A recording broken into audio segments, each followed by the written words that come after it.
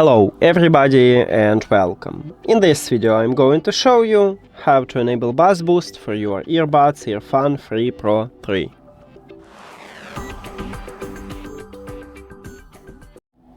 You have to start by open EARFUN audio application, and of course you need to add your headphones to the app. Then you will see them at the device list and you need to tap on them.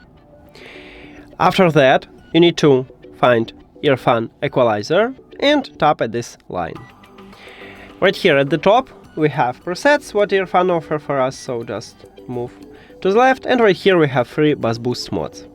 Now let's start with the first one, click apply. Now we use the first one, we can go to the custom and check how it look like. If you don't like, we can move to the second preset, let's check it, better, and the third one. So just select the best one for you.